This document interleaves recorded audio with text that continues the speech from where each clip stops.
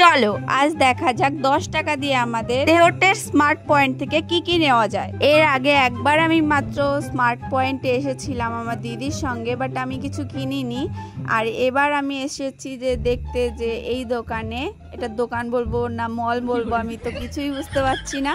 তো যাই হোক, আমাদের স্মার্ট পয়েন্টে আমি চলে এসেছি। 10 টাকা দিয়ে কি কি পাওয়া যায় এখানে সেটাই, শুধুমাত্র 10 টাকা দিয়ে যেগুলো পাওয়া যায় আমি শুধু সেগুলোই নেব।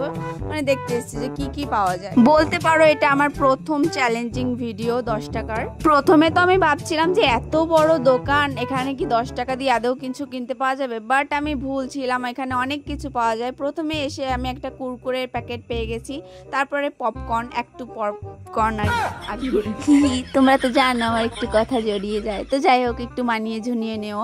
তারপরে দেখতে পাচ্ছিলাম যে 2 রকমের পপকর্ন ওখানে ছিল, তো আমার যেটা ভালো লাগলো সেটা আমি নিয়ে চলে আসলাম একটা ফ্রুটি কেনার জন্য। ওই দাদাকে আমি জিজ্ঞাসা করলাম যে দাদা এখানে ফ্রুটি আছে, তো উনি বললো যে না ফ্রুটি নেই।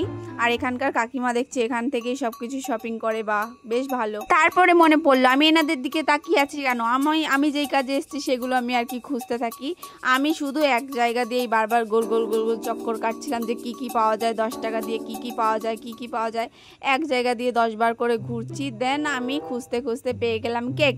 এই কেকগুলো 10 টাকা, হ্যাঁ এই 2টো ফ্লেভার আছে। তো আমি ভাবলাম যে কোনটা নেব, তারপরে দেন আমি গোলাপিটা নিয়ে নিলাম। তারপরে আমি ঘুরতে ঘুরতে দেখতে পেয়ে গেছি ভিমবার। হ্যাঁ আমি ভাবলাম যে মায়ের কাজে লাগবে তাই একটা নিয়ে গেলাম। আমার দরকার তো অনেক কিছু, বাট আমি যেগুলো 10 টাকা শুধুমাত্র সেগুলোই। তারপর দেখো ঘোরাঘুরি করতে করতে আমি ডেয়ারি মিল্ক পেয়ে গেছি 10 টাকা, তাও আবার। আমি ভাবছিলাম যে ওখানে আরও অনেক পদের চকলেট ছিল, সেগুলো 10 টাকা হবে বা কত হবে। যাই হোক আমি সেই ডেয়ারি মিল্কটাই নিলাম। তারপর দেখলাম যে 10 টাকা দামে স্যুপও এখানে পাওয়া যায়।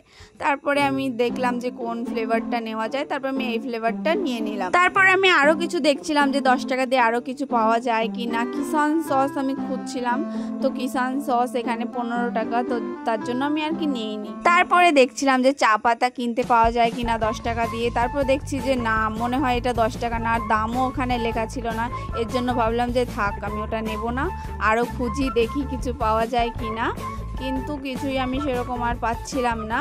তারপরে এদিকে দেখো অনেক কিছু আছে, বিস্কিট, তারপরে ম্যাগি, এইসব জিনিস না সব কিছু 10 টাকা দিয়ে পাওয়া যাবে, বাট আমি ভাবলাম আর কিছু নেব না। আমি মোটমাট 6টা জিনিস নিয়েছিলাম, আর আমি লিটারালি বিশ্বাস করতে পারছিলাম না যে 6টা জিনিস আমি পেয়ে গেলাম, তাও আবার সব কিছু 10 টাকা। আর যখন উনি আমাকে বিলটা হাতে দিল ভাই, আমি পুরো অবাক যে 6টা জিনিস নিলাম, তাও 54 টাকা বিল হয়েছে। মানে এক একটা জিনিসে 1 টাকা করে আরও কম হয়ে গেছে, মানে 54 টাকা, বুঝতেই পারছো হিসাবটা আর কি। যাই হোক এখানে আরও কম দামে পেয়ে গেলাম। তো আমি ভাবছি যে এরপর থেকে আমি এই দোকানেই আসবো, জিনিসপত্রের দাম এত কম আর 10 টাকা দিয়ে আমি এত কিছু পেয়ে গেছি, আমি খুবই খুশি। তো যাই হোক বন্ধুরা, আমার ভিডিওটা কেমন লাগলো অবশ্যই কমেন্ট করে জানিও। আজকের মতন টাটা, বাই বাই।